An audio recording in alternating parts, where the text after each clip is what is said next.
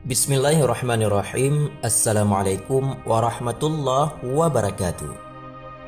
Sahabat beriman, Hari Raya Idul Adha atau disebut juga dengan Hari Raya Kurban adalah hari yang ditunggu-tunggu oleh umat Islam seluruh dunia. Banyak umat muslim menjadikan momen Idul Adha ini untuk berbagai ibadah, salah satunya dalam bentuk kurban. Sebagai bentuk ikhtiar, mereka beribadah kepada Allah Subhanahu wa taala. Sudah lumrahnya bagi umat Islam pada hari raya Idul Adha adalah hari untuk berkurban. Adapun hewan yang dikurbankan adalah berupa unta, kerbau, sapi, domba, kambing dan juga biri-biri. Namun selain itu semua maka tidak dianggap sebagai hewan kurban. Tapi uniknya bahwa pernah terjadi kisah pada zaman Rasulullah SAW. Kisah unik ternyata sahabat Rasulullah ini pernah berkurban menggunakan hewan yang tidak bisa dikurbankan, yaitu berupa ayam. Sahabat Nabi ini memotong ayam di ketika hari raya Idul Adha. Alih-alih menyembelih kambing, domba dan juga unta, ada sahabat Rasulullah yang menyembelih ayam di hari raya Idul Adha. Kisah ini datang dari dua sahabat Rasulullah SAW. Beliau adalah Bilal bin Rabah dan Ibnu Abbas. Keduanya memiliki kebiasaan unik, yaitu menyembelih hewan kurban berupa ayam di hari raya Idul Adha. Bilal bin Rabah adalah muazin yang dicintai oleh Rasulullah SAW. Ia melakukan kebiasaan menyembelih ayam di setiap bertemu hari raya kurban. Di ketika ditanyakan oleh sahabat lainnya, Bilal bin Rabah menjelaskan, "Saya sungguh tidak peduli dengan apa yang orang-orang sajikan. Saya bisa menyembelih ayam dan bisa bersedekah dengan hasil penyembelihan itu kepada anak-anak yatim dan orang-orang fakir." Jelas Bilal bin Rabah. Sahabat Bilal bin Rabah ini suka menyembelih ayam di waktu-waktu orang sedang berkurban. Hasil sedekahnya dibagikan kepada orang-orang yang berhak menerimanya. Namun selain Bilal bin Rabah ini, ada satu sahabat juga yang senang menyembelih ayam di hari raya Idul Adha ataupun hari raya kurban. Ia adalah bernama Ibnu Abbas radhiyallahu anhu. Sejak kecil ia dikenal dengan semangat beramalnya yang sangat tinggi. Kebiasaan Ibnu Abbas sering meminta tolong kepada pembantunya untuk membelikan daging sebanyak 2 dirham. Karena kebiasaan tersebut, ia sering membeli daging untuk membagikan pada hari raya Idul Adha sesuai dengan kemampuannya. Ketika Idul Adha, Ibnu Abbas hampir selalu menyembelih ayam. Saat ditanya tentang hewan yang disembelihnya, ia tidak mempedulikannya. Hal ini menunjukkan semangat dan kebiasaan untuk memberi sesuai kemampuan. Meskipun demikian, apa yang dilakukan oleh dua sahabat Nabi ini tidak diniatkan berkurban. Hal ini tidak lantas dijadikan dalil tentang bolehnya berkurban dengan ayam. Keduanya hanya ingin menekankan pentingnya bersedekah pada bulan tersebut sesuai dengan kemampuan masing-masing. Kisah unik ini juga memberikan pelajaran pada kita semua bahwa cara menghormati datangnya Idul Adha dengan dinamai sebagai hari raya makan dan juga minum, maka diupayakan kita bisa menyuguhkan makanan yang enak, tentunya sesuai dengan kemampuan kita. Jangan sampai kita tidak menyembelih apapun, minimal membeli daging apa saja, yang penting halal supaya menghilangkan ketamakan yang ada di dalam diri kita. Kalau kita belum bisa melakukan sesuatu secara sempurna, maka janganlah tinggalkan seluruhnya. Hal ini sejalan dengan kaidah fikih yang mengatakan, "Ma la yadurruku kulluhu, la yadurruku kulluhu." Sesuatu yang tidak dapat dicapai secara keseluruhan, maka janganlah ditinggalkan keseluruhannya. Ibadah kurban ini adalah ibadah rutinitas umat Islam seluruh dunia. Dalam menunaikan ibadah kurban ini, umat Islam harus dengan penuh keikhlasan dan juga penuh kesabaran. Karena sesuatu yang dikorbankan pasti harus dengan sabar karena ada perihal luka ataupun kasih sayang terdapat dalam hati manusia.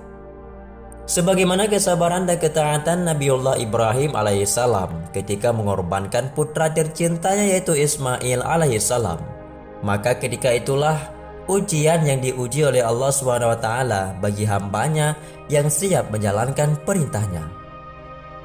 Ibadah kurban ini adalah wujud ketaatan kepada perintah Allah SWT sebagaimana yang tercantum dalam Al-Quran pada surat Al-An'am ayat 162.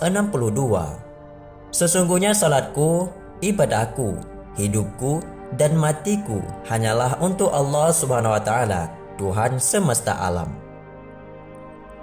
Dalam melakukan kurban, umat muslim meneguhkan kesetiaan mereka kepada Sang Penciptanya. Dalam Al-Quran terdapat perintah yang secara spesifik yang menunjukkan perintah untuk berkurban, yaitu pada surat Al-Kautsar ayat 2. Allah berfirman, "Fasalli lirabbika wanhar," maka salatlah engkau karena Tuhanmu dan berkurbanlah. Dalam surat Al-Hajj ayat 34, "Dan bagi tiap-tiap umat telah kami syariatkan penyembelihan kurban supaya mereka menyebut nama Allah terhadap binatang ternak yang telah direzekikan Allah kepada mereka. Maka Tuhanmu ialah Tuhan yang Maha Esa, karena itu berserah dirilah kamu kepadanya." Selain itu, kurban juga merupakan bentuk kepedulian terhadap sesama. Dalam berbagi daging kurban kepada yang membutuhkan, kita menghidupkan nilai-nilai solidaritas dan keadilan sosial. Di balik itu semua, adapun kurban ini memiliki begitu banyak keutamaannya. Salah satunya adalah ungkapan rasa syukur kita kepada Allah Subhanahu wa Ta'ala. Sebagai umat Islam, saat mendapatkan rezeki sebaiknya dibarengi dengan rasa syukur kepada Allah. Tak hanya itu saja, perlu diingatkan jika rezeki yang didapat juga terdapat hak orang lain yang membutuhkan. Karenanya, dianjurkan berkurban bagi umat Islam yang mampu sebagai tanda kasih dan juga sayang dengan saling berbagi ke sesama.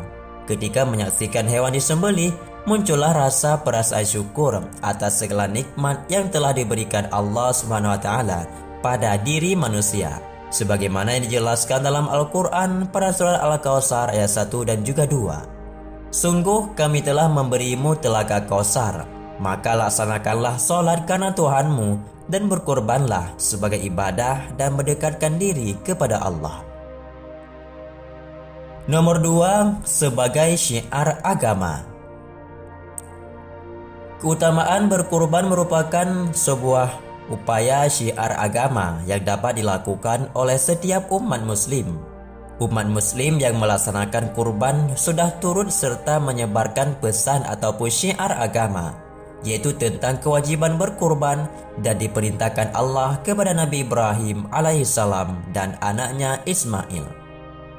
Dalam Al-Quran pada surat Al-Hajj ayat 34, Allah berfirman, "Dan bagi tiap-tiap umat telah kami syariatkan penyembelihan kurban supaya mereka menyebut nama Allah terhadap binatang ternak yang telah direzekikan Allah kepada mereka. Maka Tuhanmu ialah Tuhan yang Maha Esa, karena itu berserah dirilah kamu kepadanya dan berilah kabar gembira kepada orang-orang yang tunduk patuh kepada Allah." Nomor 3, misi sosial dan kepedulian. Ibadah kurban ini tidak hanya bermanfaat untuk orang yang berkurban ataupun mudhahi saja, akan tetapi secara tidak langsung juga bisa membantu fakir dan miskin dari kelaparan. Islam telah mengatur bagaimana menyeimbangkan perekonomian dan juga aspek kemanusiaan sosial, salah satunya dengan berkurban. Daging yang dibagikan dapat menghubungkan rasa kasih sayang dan kepedulian antara fakir miskin dan juga mudhahi. Dengan berkurban juga kita dapat merasakan kenikmatan rezeki dan keberkahan yang senantiasa diberikan Allah kepada setiap hambanya. Dalam hadis riwayat Imam Muslim, Rasulullah SAW bersabda, "Hari Raya Kurban adalah hari untuk makan, minum, dan zikir kepada Allah." Nomor 4, dinaikkan derajatnya, dihapuskan keburukannya.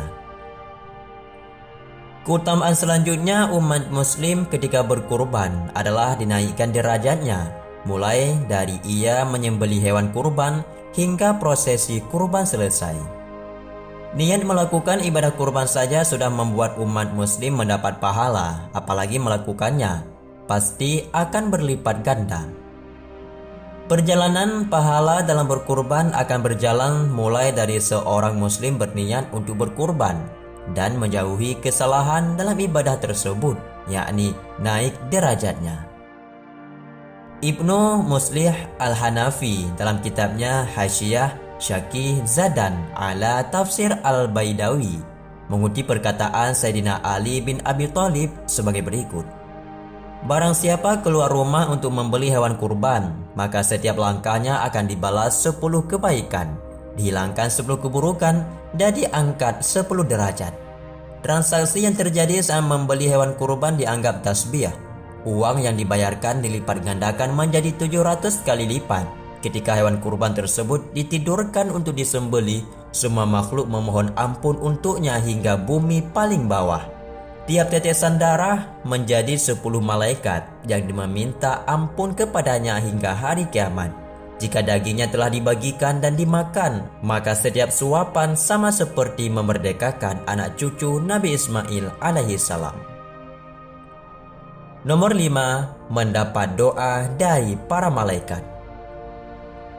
Setiap pagi Allah SWT mengutus 2 malaikat, yang satu berdoa, "Ya Allah, berikanlah ganti bagi orang yang berinfak," dan yang kedua berdoa, "Ya Allah, berikanlah kehancuran bagi orang yang menahan hartanya ataupun pelit." Tentu kita senang jika bisa mendapat doa dari malaikat, karena malaikat selalu dekat dengan Allah SWT, dan kaum muslimin memiliki kesempatan berada dalam kebaikan berkat doa para malaikat tersebut. Selain 5 keutamaan di atas, maka terdapat begitu banyak keutamaan-keutamaan dalam melaksanakan ibadah kurban, yang sebagaimana telah kita ketahui bersama bahwa hewan kurban ini akan menjadi kendaraan bagi pemilik kurban nanti pada yaumil qiyamah.